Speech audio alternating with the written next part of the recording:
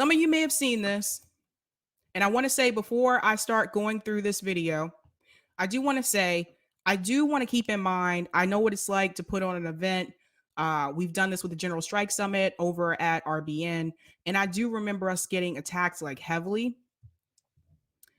And I do want to be, I guess, conscious of that before I go into this video. This is not to attack them per se. This is to point out certain things that I noticed from this event that go back to the class issue and the need of urgency. And so there's certain clips I want to show you from this. Now, most of you probably know this, but there was an event with Marianne Williamson, Crystal Ball, Katie Halper, Bree. There was another woman, I'm not familiar with her, but it was called Left Takeover Seize the House. And there were candidates that are running for office, and they're running as progressives through the Democratic Party. Now, before I start playing this, I do want to let you know a lot of these people, well, maybe not a lot. Some of these candidates I've interviewed in the past over like a year ago. They're great people. They have goals and dreams, and they really do want to make a difference. The critique is not about the candidates. I want to be very clear about that. The critique is about the sense of urgency, and it's about the strategy. And I, for one, have noticed that the movement that we've had on the left, there is no energy behind it anymore. People are not energetic. People are not motivated like we were in 2016, like we were in 2020, actually 2018 as well. That energy has died. And the reason why that energy has died is because the squad has not lived up to expectations. They have been a complete disappointment. And I think I'm putting it mildly. But what I do want to say is that it was very clear to me when I was watching this event, the class divide is a big issue. And you guys know I talk about class a lot on this show. But I feel like this event just proved it even more. So the first clip that I want to show you, go to my private chat. I'm your private dancer. It's a little bit of Tina for you. 23 minutes. All right, let me get to that spot.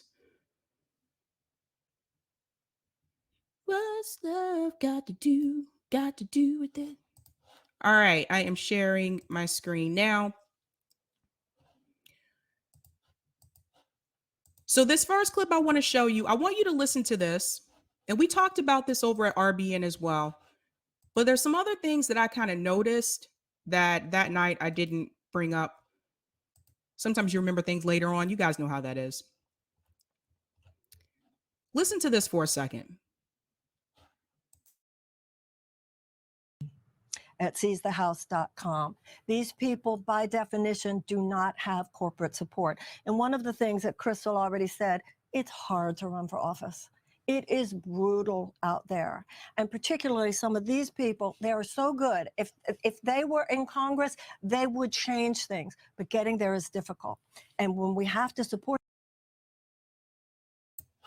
Okay, that's the first problem. That statement right there, when Marianne said, if they get into Congress, they will change things. I've heard that statement before. I heard that statement when the squad was running.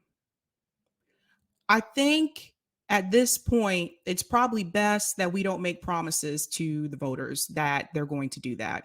I think we need to wait and see what happens. I would not make that promise right now. I would not do that. And you guys know, I've been very clear about this. I'm not voting Democratic Party. Again, I've interviewed some of these candidates. I have no problem with the women on the panel. The problem that I have is the class issue, the sense of urgency, and the strategy, because I don't feel like it's working. But I don't think that we should be promising people that they will change things, because we've heard this before and people get their hopes up and then they're crushed. They're disappointed because they don't do what they said they were going to do. Just wanted to point that out. I'm going to go back in.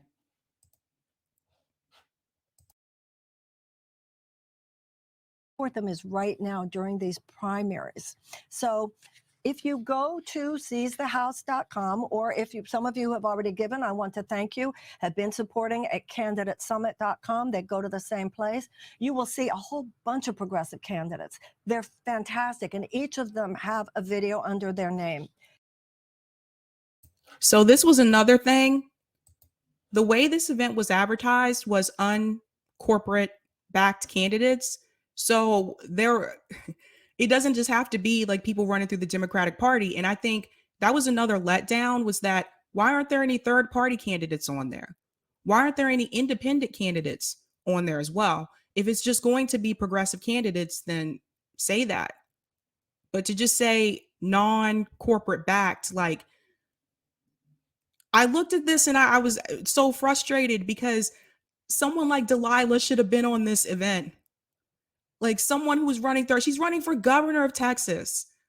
And I think back at the people that were ignored, that should have been given a lot of attention, a lot of media attention, like Princess Blanding. I brought her on, I interviewed her. Most people didn't. And Princess Blanding, she went viral on Twitter because they wouldn't let her debate. And she had already met the requirements. And she's running in the Liberation Party. And it was really disappointing to see that they're not being given this platform. So that was another thing. Like, if it's progressives, Democrats, just say that. Just say the Democratic Party. But to say just non-corporate back, I felt like I didn't like that. That made me feel some kind of way. Let me get to my second point in this video. 2443. This is the part where Crystal is going to, I believe this is the part where Crystal is going to say something to Bree. Let me come out and see. Other very, like, this is not a comprehensive list tonight that you're going to meet of the great candidates that are out there. These are just the number that we could fit into this live stream. Mm-hmm. Bree, I wanted to ask you, we have all had our political hearts broken more than a time or two at this point. And there are a lot of folks out there, some of whom may be watching the stream right now, who say, you know what? I just don't believe this is going to work. I don't think it's going to matter. I don't think it's going to change. I believed in the squad. They haven't, you know, we just saw AOC this week, unwilling to even say a word against Nancy Pelosi in an interview. I just don't know that this direction is a fruitful use of time. And some people would even go further and say, in fact, by even backing people in Democratic primaries, you're sort of bolstering the Democratic Party and channeling people into a Democratic Party that does not deserve their support. So let me ask you personally, because you're sympathetic to that viewpoint, why are you here? Well, so I want to comment on that part there. Yeah, I'm one of those people that have been saying that. This is funny. As soon as I heard that, I was like, yeah, I'm one of those people. I was really surprised that that statement came from Crystal. I would have not expected that to come from her. I'm glad it was said, because I think it needs to be acknowledged. I think it needs to be recognized that people are feeling some kind of way.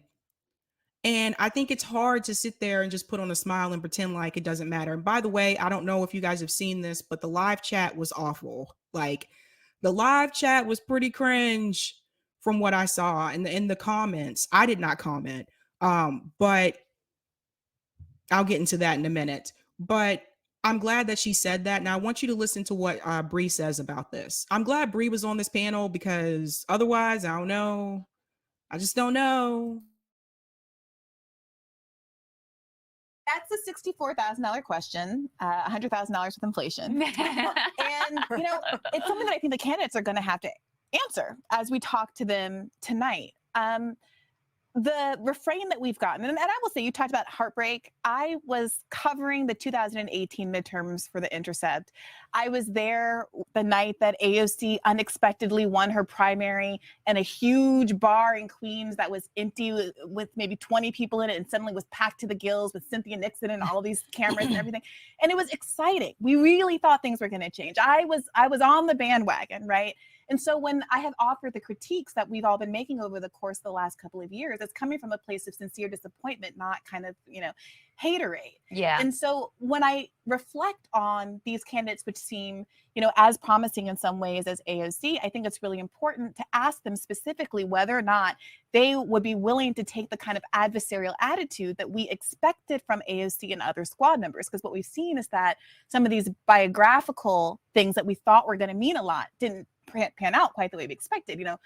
I have a lot of respect for, certain positions that someone like Cori Bush has taken. I have a lot of respect for the kind of life she's led and the choice to pursue politics when she was experiencing homelessness in a very recent past. At the same time, we know that is not a one-to-one ratio in terms of how they're actually going to behave when they're in the House. So I think of this live stream as an opportunity to ask the questions that I think a lot of viewers have on their minds, and to hear what some of these candidates think about how elected Congress people are behaving now and what they would do differently if they were in their shoes. Yeah. Mm-hmm. What do you think? One of the things I noticed too from this video, I don't know what it was, but Crystal does not look happy. She does not look happy to be there. I don't know. Could have just been one of those days. But I think I would have expected more excitement, more enthusiasm, more, I don't know, maybe that's just me. Like I just naturally am that way. But I didn't feel the same vibe that I felt when I watched them promote candidates for 2018. I didn't feel that same surge of energy, enthusiasm, and it just seemed like it was just something that they were just supposed to do. Like it didn't come across that way to me. So, but going back in. You think, Katie?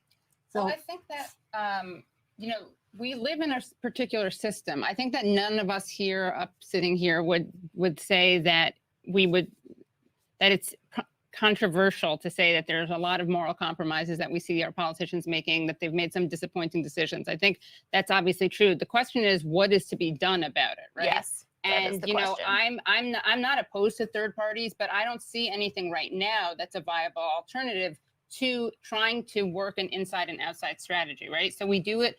Nothing's going to be solved through electoralism only, right? We know the famous FDR quote, apocryphal though it may be, of "Now go ahead and make me do it," which he said to A. Philip Randolph when he wanted like labor rights and civil rights to be passed enacted by FDR.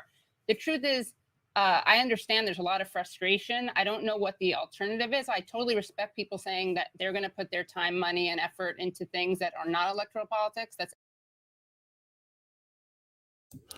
This part right here. Okay. So this is what's interesting to me. This part where Katie says that she doesn't know what the alternative is, and she thinks that, the inside game is basically the best way, the best path forward for right now. The problem with that is that it's not working. The inside game isn't working. Someone reached out to me recently and they were asking me, why aren't we trying to take over the Green Party instead? Why aren't we taking these progressive candidates and try to take over the Green Party? A lot of people have reached out to me since the stream happened.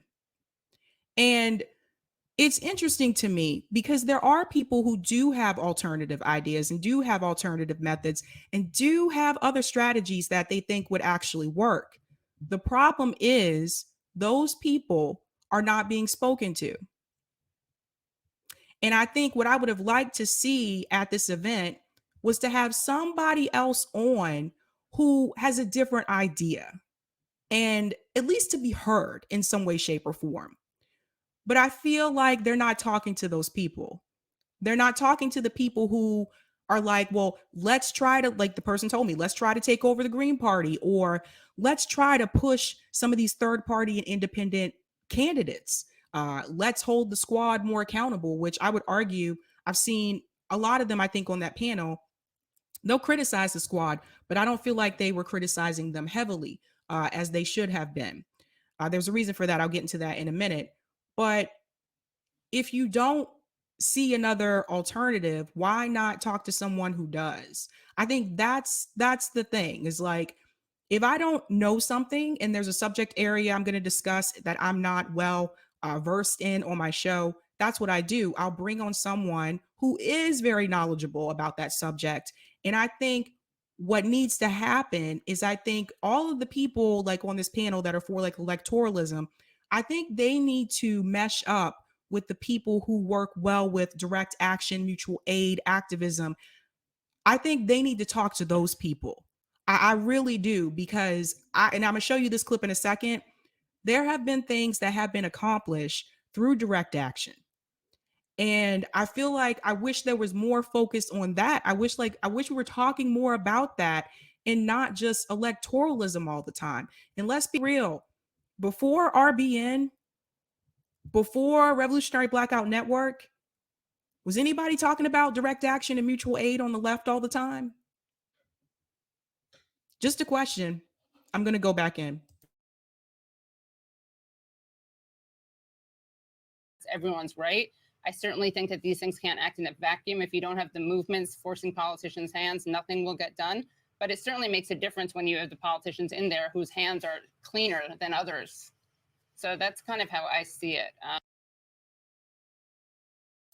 But their hands aren't cleaner, though. That's the thing. Like, so this is the problem. Like, we put these progressive candidates in and assuming that their hands are cleaner, they're not taking corporate PAC money, yada, yada. But then what did they do? They still went along with the establishment Democrats. So were their hands really that clean? When you find out that billionaires were still giving money to Justice Democrats and still giving money to the Sunrise Movement, were their hands really cleaner? I don't know. Like, this is the thing. Like, what the squad taught us is that you can take grassroots donations and still go along with Wall Street and still go along with establishment Democrats. And that says a lot, because what that means is that the Democratic Party is that powerful because they are owned by Wall Street. The Democratic Party is a corporation. I want to remind everybody of that. It's not just a little party, it's a corporation. The money is still controlling them, even though they ran grassroots campaigns, because they went into a party that is still owned by money. It's owned by Wall Street. This is the problem with going into the duopoly. Even though you may not take corporate money, you're still going into a party that is owned by Wall Street, that is owned by corporations. I'm going to go back in. And I think that if people, again, if you don't believe in this, then you should be doing a stream about some kind of collective other project, organizing, mutual aid, yeah. you know. That was not a good statement. So she just said, if you don't believe in this, then you should be doing a stream about some other activity. Crystal Ball chimed in and said other project. Now, this is where this is funny. There already are people doing those streams. At RBN, how many times have you seen us do streams about mutual aid, Rome's tour for the poor? But where the funny part is also is that Katie just told you she believes that these things should work together, that you can do electoral politics and direct action mutual aid, do both of those things. But then after that, they just said, if you don't think this is for you, then you go do some stream about your thing over there, about another project. Basically, what they letting you know, they don't want to do both. Did anybody else catch that? Let's go back, listen to that again. Hold on one second.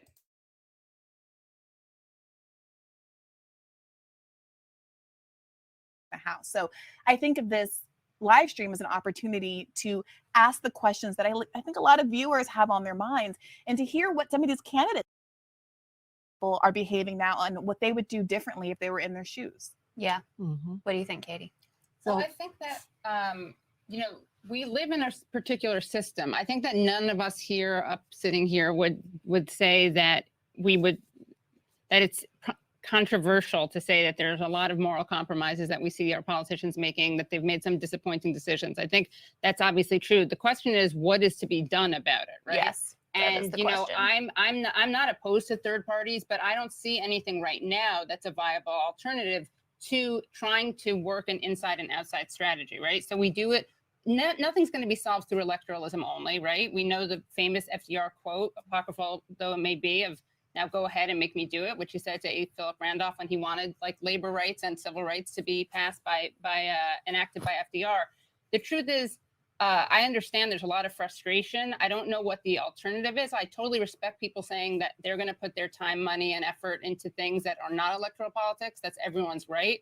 I certainly think that these things can't act in a vacuum. If you don't have the movements forcing politicians' hands, nothing will get done. But You heard that, right? If you don't have the movements forcing politicians' hands, nothing will get done. But then listen to this part. it certainly makes a difference when you have the politicians in there whose hands are cleaner than others. So that's kind of how I see it. And I think that if people, again, if you don't believe in this, then you should be doing a stream about some kind of collective Other project. organizing. Yeah. Boom. Did you catch that? So they letting you know right now, at least Katie and Crystal, they're letting you know right now, they not trying to go in that lane. Their lane is electoral politics. The people who want to do the movements, let them do their own thing. Let them handle that. But how are these things supposed to work together if we're separated? Can someone explain that to me? Like this, that's what really caught me. And I didn't notice that the first time around. But when I went back and I was trying to come up, with my notes and stuff for tonight, when I went back, I took a second look at that and I was like, wait a minute. So Katie, at least Katie and Crystal letting you know when it comes to the movement part and the direct action part, nah. So how is it supposed to work together? I'm gonna go to my next timestamp. That was 27:22. All right, so the next one that I'm gonna go to is about people losing hope. That's the one I want to get to. 143.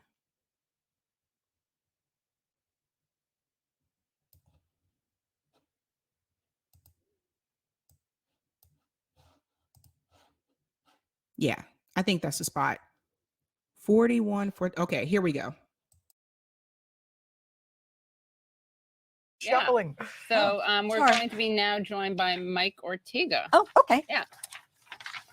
And let me just tell you who Mike Ortega is while we get him ready. He is a former garment cutter and meat packer and current biomedical engineer. He's also a father and a husband, and he's running against a Blue Dog Dem in California's 46th district. Very excited to be joined by him. He's also, as you'll see, he identifies as a socialist, so we're going to talk about that. And as he's getting ready, just one other thing I want to add is that I think that I'd much rather be disappointed by more progressives in power Yeah, exactly. than try Thank you. to act within the world in which we live right now, where there aren't that many. I feel like we've skipped a step a little bit. And even, even people who, not to sound like a Leninist, but even if you have that perspective, there is something that's known as a political education. And in order to even learn that electoral politics aren't the way forward, we have to go through the step of having more progressive elected. As Then you Lenin can himself say said, that's, for- yeah. Yeah. for- Okay, that part right there. The part where Katie said she'd rather be disappointed.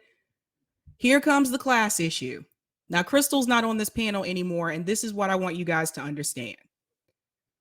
Again, this is not to attack those women. I don't have issues with anyone on that panel, but there are things that I think need to be pointed out, especially in reference to sense of urgency and class. When you come from a place of wealth, it's easier to say that you'd rather be disappointed. Because here's the thing, if these candidates get into the House and they don't do what they said they were going to do, they end up being like the squad, or even with the way the squad is behaving right now, their lives aren't really affected. They are of a different class. Do you see what I mean? They're not working class. Crystal Ball is a millionaire. Some of them come from wealth. So that's the thing. If these candidates get in, and the ones who came before, if they don't do their job, they're not affected. It doesn't affect their lives, you guys. If you already have health insurance, especially good health insurance, and the squad doesn't do what they said they're going to do, if you're already making way more than a living wage, if you don't have to worry about how you're going to pay your rent, if you don't have to worry about how you're going to be able to buy food, if you don't have to worry about whether or not you can afford to have a family, to buy a house, if you don't have to worry about the necessities in life, if you are able to live your life without having to worry about these financial constraints, you are not affected. And this is the point that I think is very important. I would have really liked to see them talk to people who are working class. One of the reasons why I decided to do this show is because I've noticed this for a couple of years. I would watch like leftist commentary. A lot of the hosts were like wealthy. A lot of them were coming from wealthy families, or they gained their wealth like in this space. Not many of them working class, but I would see them speak for working class people. People want this, people want that, they want this, they want that, and rarely hear them speak about poor people. And my question is, how can you speak for working class people? How can you say what working class people want and need if you've never been working class? If you don't have anybody in your social circle that's working class, you don't know working class people, how can you say what working class people want? If you've never been poor, how can you talk about what it's like to be poor? This is the class divide. There's a difference between the sense of urgency. And I think that in order to fully understand this, I think if you have not had that personal experience, I think you need to talk to people who have. I'll use myself as an example, and I don't think I've told you guys this. I know what it's like to be on both sides, not the wealthy side. I grew up middle class, and then in 2008, went right into the housing crash, and I was poor. According to the numbers, I was just below the poverty line. But I wasn't poor enough that I could get government assistance. I was in that bracket. So I worked 2 jobs, and I was still poor with a college degree. Some of you know about this part of the story, that I couldn't find a job. I had a hard time finding a professional job that would pay more than $8 an hour. A lot of those companies that were hiring at that time, it was retail and restaurants. I lived in South Carolina at the time because that's where I went to college. So I did both. I was a waitress and I was a sales associate. I had 2 jobs, and I had a college degree, and I had student loans. And I still have student loans. I was poor, I would say, for about 5 years. For 5 years, I did that hustle. Working 2 jobs is not fun. I didn't have health insurance because I couldn't afford it. I know how much it costs to go to the doctor when you don't have health insurance. But remember, at the same time, I was in that little income bracket where I didn't make too little that I could get government assistance. So I still had to pay full price for groceries and everything else, and my rent. 5 years. Am I poor now? No. The only reason I'm middle class now is because I'm married. If I were single in Massachusetts with what I make, I'm in education. You guys know we don't make much. I would be just above the poverty line. A lot of people don't realize that. They see Sabby has this house. What is she talking about with income and wealth and da-da-da? Sabby's married. And even with that, we had to get help from our parents. Could you imagine graduating from college thinking you're going to get this big time job, and then just to realize that even when you get into your 30s, you're still going to ask your parents, you have to ask your parents for help? That was not what I envisioned. So I know what it's like to be poor. And one thing I can tell you, when you are poor, it is really hard to dig yourself out of it. When you are at the bottom, it is incredibly difficult to get, not even to the top, just to get out of the freaking hole. If you're already above ground, you have an advantage. That's why it took me 5 years.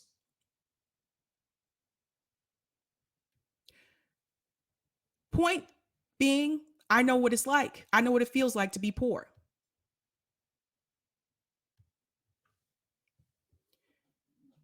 I think we need to let people who had those experiences and dealt with those financial difficulties, we need to hear from them instead of letting people who are in a, like I said, they're in a different class, you guys, letting them speak for those people.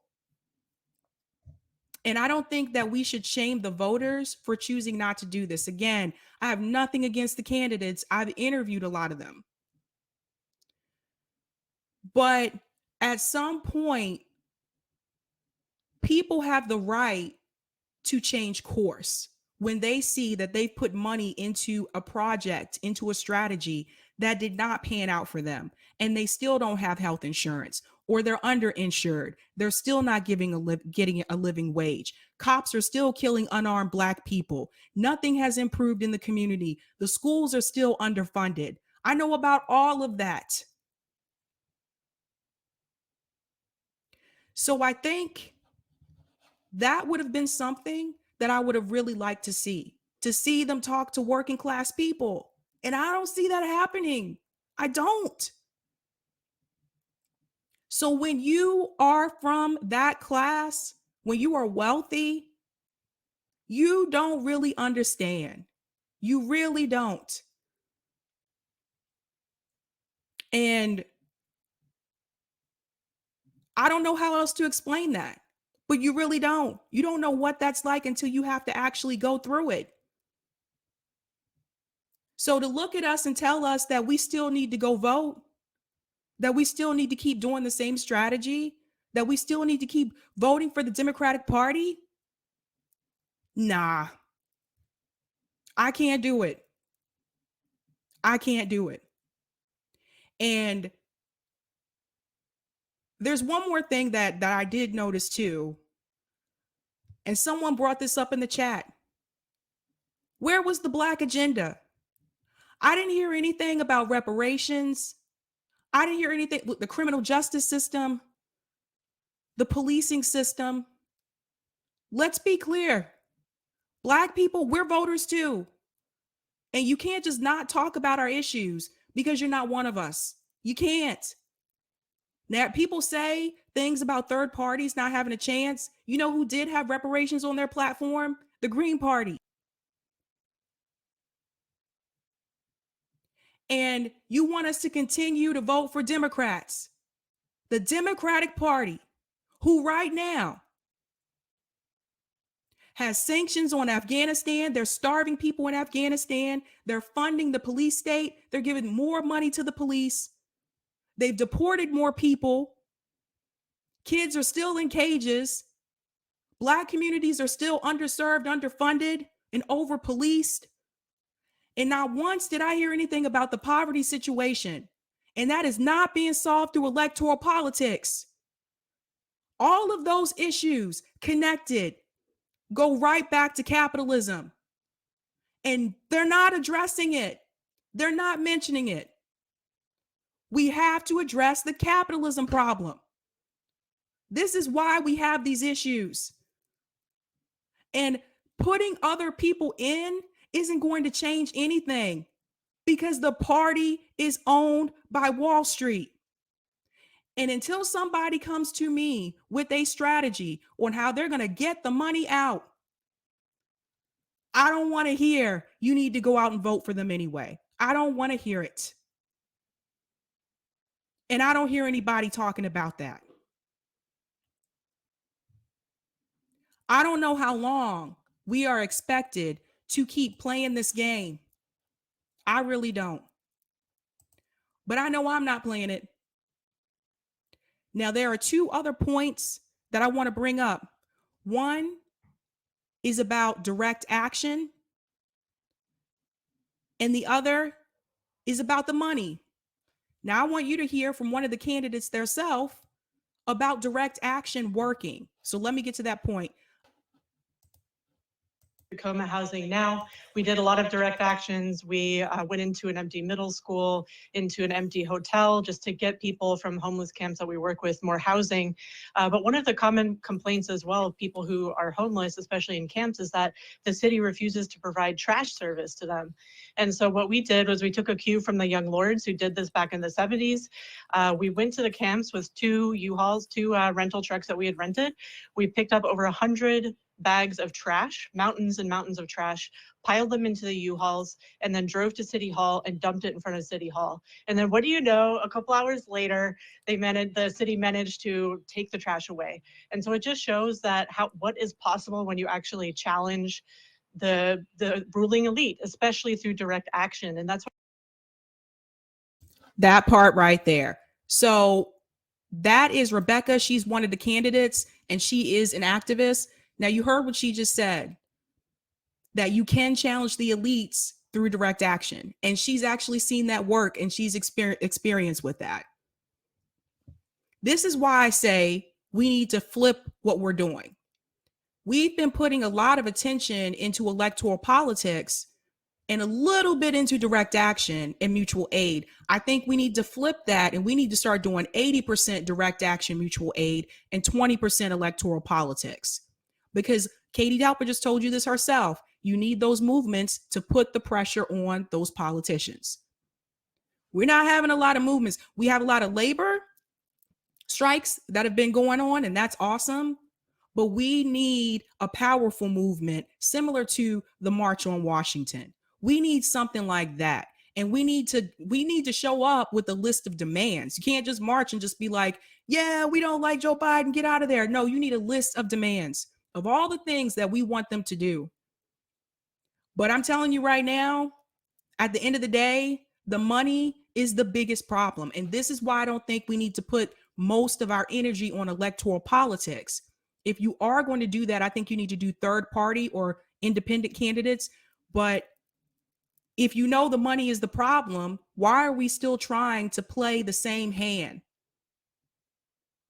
If I'm playing a card game and I'm continuing to play the same hand that I keep losing, why would I continue to do that and be expected to win? There's one more spot that I want to get to, and then I'm going to bring Alice on. And this is the part about the money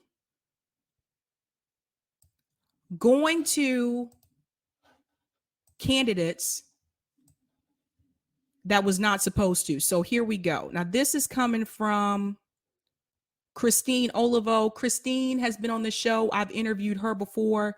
She's another one that she was an activist first before she was a candidate, before she ran for office, and she's ran for office before. Now, this starts at 156.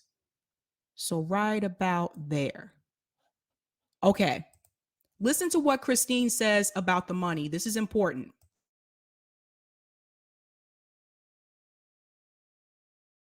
That way, this district is vote blue no matter who. That is what we have ingrained in the voters' minds.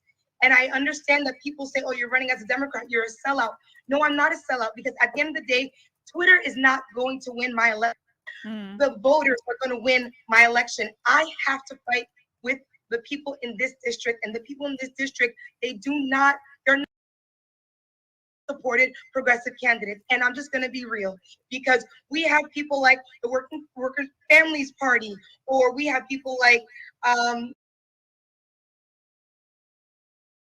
that could actually help you make a difference here?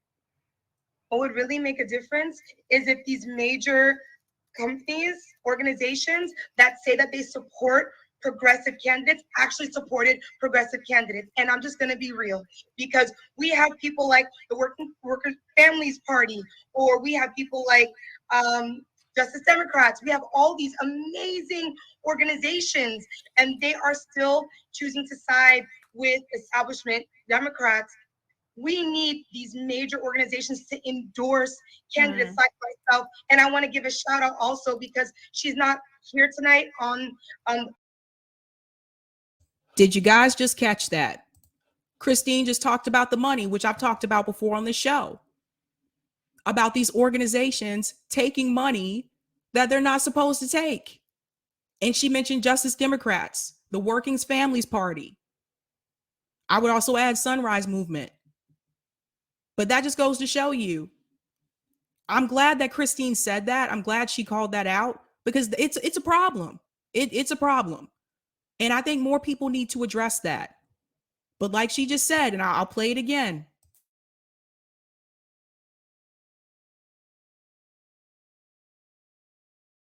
Twitter is not going to win my election. The voters can accept an independent candidate. They can't. Help people who are listening to this understand how they can support you to break through, because it is an uphill battle. It sounds like you're getting there's a right-wing attack, and obviously you have to deal with the conservative, blue dog incumbent.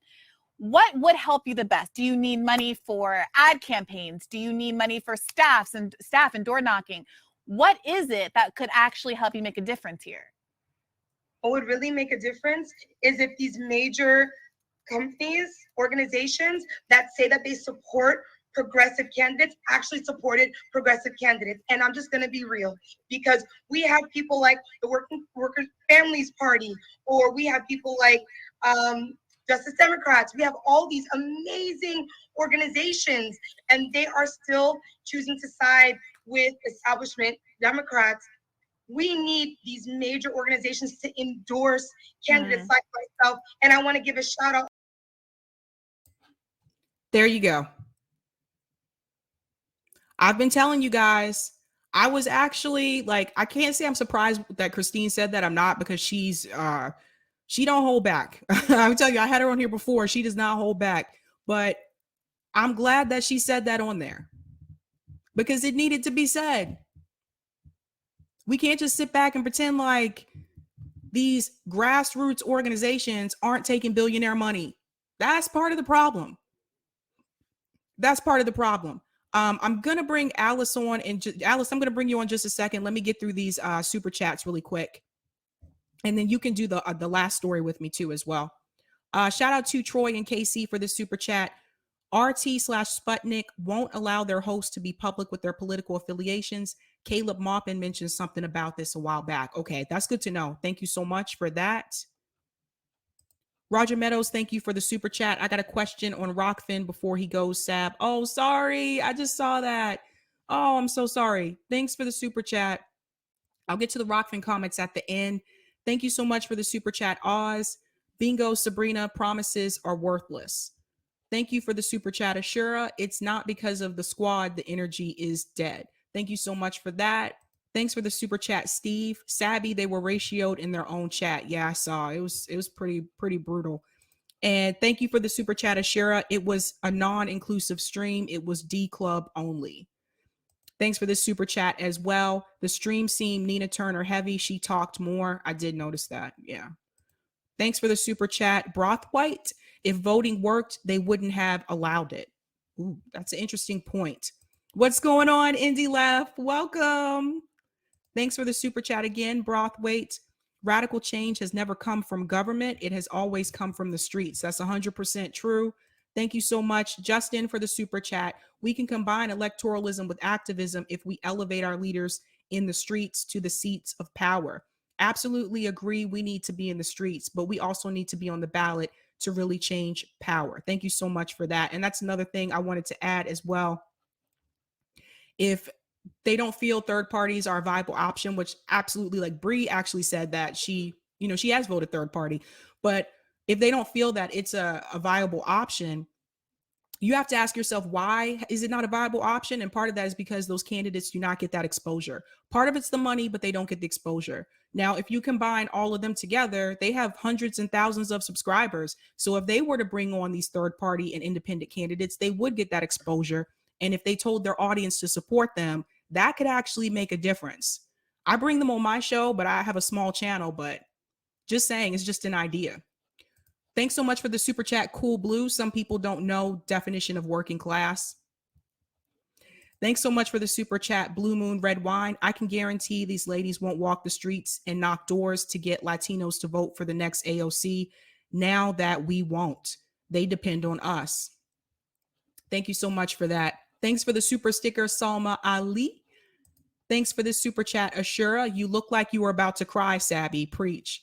Oh, I get a little bit emotional when I think back to then, because it was just a really hard time. Thanks for the super chat, Troy. I'm running behind, had to pause this, but I'm at work. But the lady you don't know is Juliana Furlano, frequently seen with Richard Wolff. Okay, maybe his student. Thank you so much for that. And thanks for the super chat, Justin. I'm a college grad, came home in 2012 to West Virginia and worked for $10 an hour and coached high school football. Lived in a car at times. The system designed to crush us. Yep. Justin knows what I'm talking about. And thank you, Cryosynth, for the super chat. These candidates won't come to the table with a message for all working class, no matter the party. They're tying themselves to the toxicity of Dems. Thank you so much for all of those.